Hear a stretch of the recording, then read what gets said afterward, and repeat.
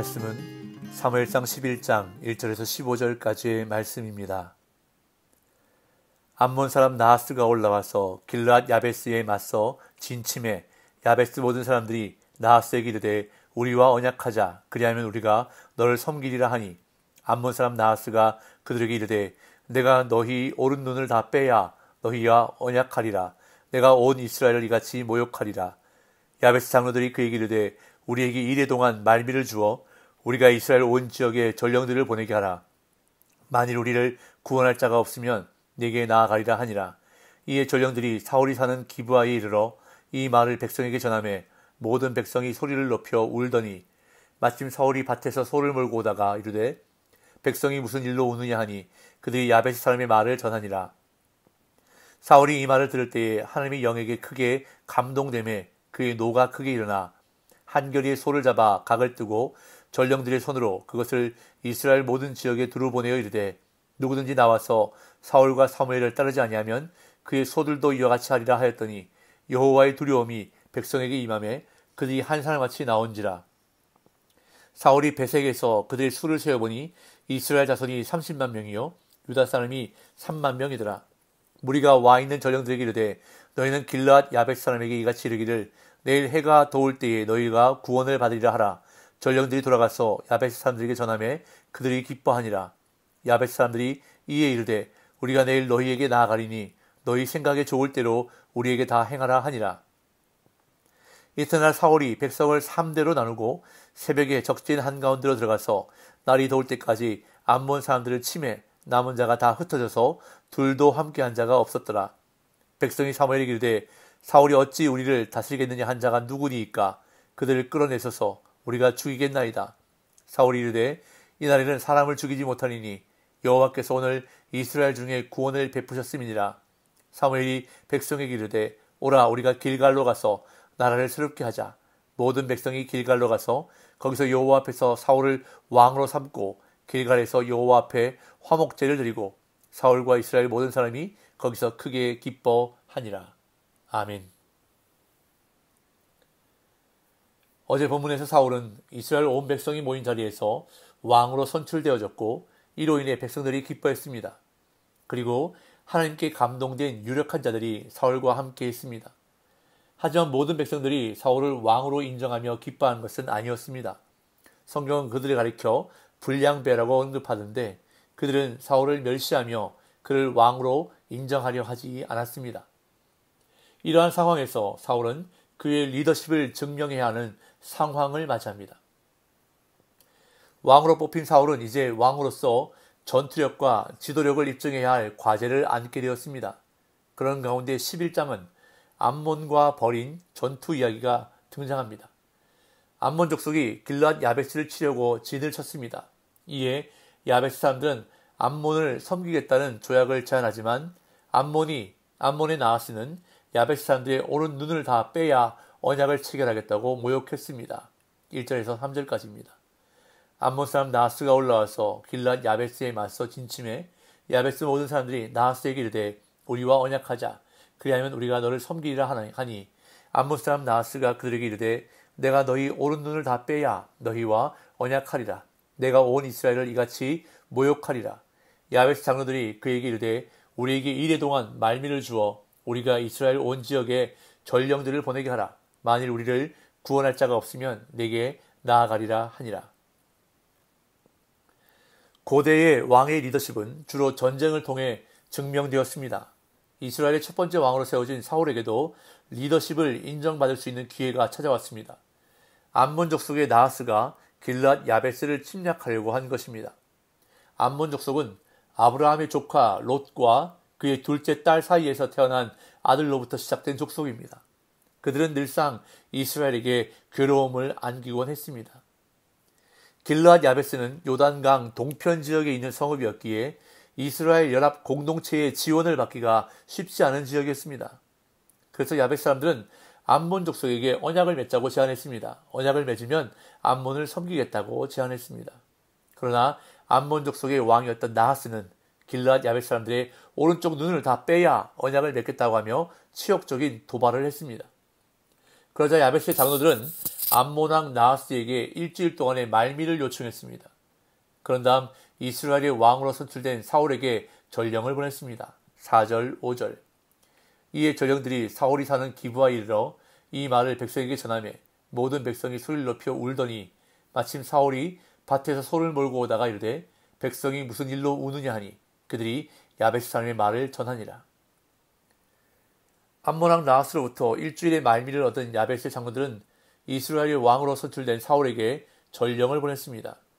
요단강을 건너 사울이 살고 있는 기브아로 간 전령들은 먼저 기브아 백성들에게 길랏 야베스의 상황을 전했고 그 소식을 들은 백성들은 요단 동편의 전쟁 위기에 소리 높여 울었습니다. 그때 마침 사울이 밭에서 소를 몰고 오다가 백성들이 우는 소리를 듣게 되었습니다. 아마도 전령들은 기브아에 도착해서 제일 먼저 사울의 집으로 갔을 것입니다. 하지만 사울이 집에 없어서 만나지 못했을 것이고 이에 다급해진 전령들은 백성들에게 소식을 전했을 것입니다. 여기서 한 가지 흥미로운 것은 사울이 밭에서 소를 몰고 오다가 백성의 우는 소리를 들었다는 것입니다.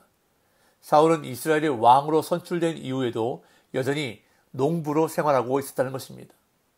아마도 당시 이스라엘 백성들은 여전히 사사의 전통에서 왕권 정치를 이해했던 것 같습니다. 사사들이 평소에는 자신의 일을 감당하다가 나라의 위기가 닥쳐오면 사사로서의 일을 감당했던 것처럼 왕의 제도도 그렇게 생각했거나 아니면 아직 사울이 이스라엘의 전제 군주로서 국가를 방해할 능력이 있음을 인정받지 못했을 것으로 여겨집니다. 이제 왕으로서 능력을 인정받을 기회가 온 것입니다. 밭에서 돌아오던 사울은 백성들이 울고 있는 이유를 물었고 이에 백성들은 전령을 통해서 듣게 된 야베스의 상황을 사울에게 전해주었습니다. 그러자 사울은 하나님의 영에 감동되어 크게 분노합니다. 6절에서 8절. 사울이 이 말을 들을 때에 하나님의 영에게 크게 감동되며 그의 노가 크게 일어나 한 겨리의 소를 잡아 각을 뜨고 전령들의 손으로 그것을 이스라엘 모든 지역에 두루 보내어 이르되 누구든지 나와서 사울과 사무엘을 따르지 아니하면 그의 소들도 이와 같이 하리라 하였더니 여호와의 두려움이 백성에게 임하매 그들이 한 사람같이 나온지라.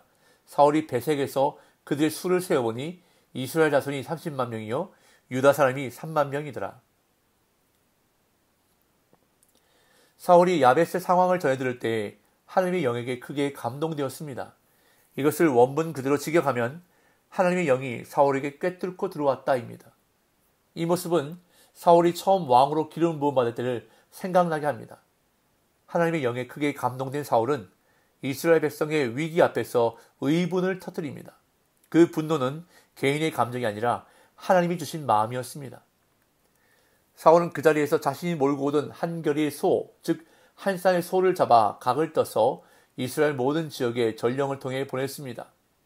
이스라엘 백성들을 향해 왕으로서 군사 소집을 한 것입니다. 만약 군사 소집에 응하지 않는다면 그들의 소도 각을 떠서 보내는 이 소처럼 될 것이라는 경고를 보낸 것입니다. 그러자 온 이스라엘에 여호와의 두려움이 임했습니다. 그래서 온 이스라엘 백성들은 사울의 명령에 따라 전쟁에 참여했습니다. 사울은 길랏 야베스 건너편 요단강 서쪽에 있는 성읍 베색에서 이스라엘 군대의 수를 세어보니 소집된 군사는 이스라엘 자손이 30만 명 그리고 유다 사람이 3만 명이었습니다. 이렇게 이스라엘과 유다가 따로 언급된 것으로 보아 이것이 기록된 시기가 이스라엘이 남유다와 북이스라엘로 분열된 이후라는 것을 추정할 수 있습니다. 이렇게 전쟁 준비를 마친 이스라엘 군대는 전령들을 통해 길랏 야베스 사람들에게 다음날 구원받게 될 것이라고 전했습니다. 9절 10절. 무리가 와 있는 전령들에게 이르되 너희는 길랏 야베스 사람에게 이같이 이르기를 내일 해가 더울 때에 너희가 구원을 받으리라 하라. 전령들이 돌아가서 야베스 사람들에게 전하며 그들이 기뻐하니라. 야베스 사람들이 이에 이르되 우리가 내일 너희에게 나아가리니 너희 생각에 좋을 대로 우리에게 다 행하라 하니라. 요단 서편 베색에서 전쟁 준비를 마친 이스라엘 군대가 전령들을 통해 길랏 야베스 사람들에게 승전을 약속하며 안심시켜 주자 야베스 사람들은 암몬 사람들에게 다음날 항복하겠다고 하면서 그들을 방심하게 만들었습니다. 그리고 다음날 새벽이 되자 사울은 드디어 암몬을 향해 군사작전을 감행합니다. 11절에서 13절. 이튿날 사울이 백성을 3대로 나누고 새벽에 적진 한가운데로 들어가서 날이 더울 때까지 암몬 사람들 침에 남은 자가 다 흩어져서 둘도 함께한 자가 없었더라. 백성이 사무엘에게 이르되 사울이 어찌 우리를 다스리겠느냐 한 자가 누구니이까 그들을 끌어내소서 우리가 죽이겠나이다. 사울이 이르되 이 날에는 사람을 죽이지 못하리니 여호와께서 오늘 이스라엘 중에 구원을 베푸셨음이니라. 사울은 암몬 군사가 잠든 새벽에 군대를 셋으로 나누어 적의 진지 한복판으로 쳐들어갔습니다. 이스라엘 군대가 기습할 것이라고는 상상하지 못했을 암몬 군사들은 자다가 놀라서 뿔뿔이 다 흩어져 버렸습니다. 암몬 군대가 이스라엘 군대에게 완전히 패한 것입니다. 이로써 사울의 왕으로서의 리더십과 국가 방위 능력이 검증된 것입니다. 이에 백성들은 사울의 능력을 의심하고 멸시하며 따르지 않았던 자들을 끌어내서 처형하자고 말했습니다. 그러나 사울은 하나님이 베푸신 구원의 날에 사람을 죽일 수 없다고 말하고 사무엘은 백성들을 이끌고 길갈에 가서 화목제를 드리고 사울 왕의 공식적인 취임을 선포했습니다. 14절 15절. 사무엘이 백성에게 이르되 오라 우리가 길갈로 가서 나라를 새롭게 하자. 모든 백성이 길갈로 가서 거기서 여호와 앞에서 사울을 왕으로 삼고 길갈에서 여호와 앞에 화목제를 드리고 사울과 이스라엘 모든 사람이 거기서 크게 기뻐하니라. 어제 본문에서 사울은 미스바에서 정치적인 차원에서 이스라엘 왕으로 선출되었습니다. 그리고 이제는 국가 방위와 통치 능력도 입증했기에 종교적인 차원에서 이스라엘 백성의 왕으로 공식 인준을 받습니다. 이 의식은 길갈에서 이루어지는데 백성과 사울은 함께 화목제를 드리는 것으로 즉위식을 마무리합니다.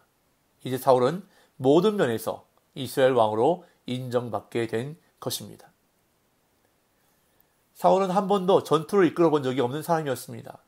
그런데 그는 새벽에 군대를 셋으로 나누어 기습 공격을 감행했습니다.